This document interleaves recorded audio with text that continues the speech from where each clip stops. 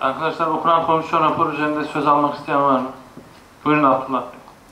Sayın Başkan, herkesin bildiği gibi biz azınlık olarak, muhalefet olarak uyarıcı görevimizi yapmak zorundayız. Biz komisyonda bu maddeyle ilgili Milli Eğitim görüşü olmadığını söyledik çünkü para bizim değildi. Teknik rapor olmadığını, yani o okula 200 bin, bu okula 2 kuruş nasıl aktaracağız? Biz teknik görev yapmadığımız için teknik rapor olması gerektiğini söyledik. Her Milli Eğitim ilçesi kendi bütçesini kullandığını CHP grubu bilir, bilincindedir bu işin. Bütçedeki çalışmadan haberdardır. Yalnız ileride hukuki sorunlar çıkmaması açısından uyarıcı görevimizi yaptık. Eğer Milli Eğitim görevi raporu gelseydi, teknik raporu olsaydı kesinlikle destek verecektik. Şerhimiz bu yöndedir.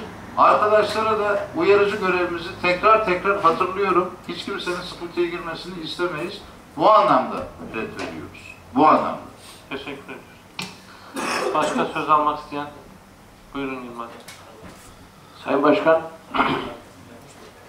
Yüce Meclisi'nin değerli üyeleri, CHP Grup Başkan Vekili Abdullah Bey'in uyarı maksatıyla ifade ettiği bu hususla ilgili olarak Eğitim Kültür Komisyonu olarak daireyle yaptığımız istişarelerde yatırım hizmetlerine bakan Eğitim Müdürlüğü, Şube Müdürü Metin Şeker Bey,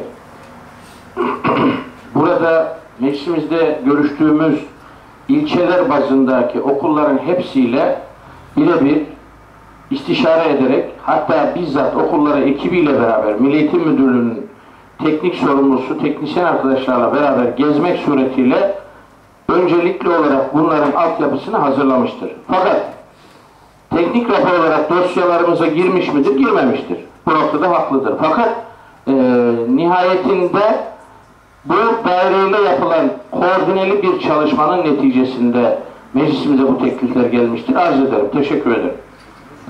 Teşekkürler. Arkadaşlar, başka söz alan olmadığına göre oylamaya geçiyorum. Kabul edenler, etmeyenler oy çokluğuyla kabul edilmiş.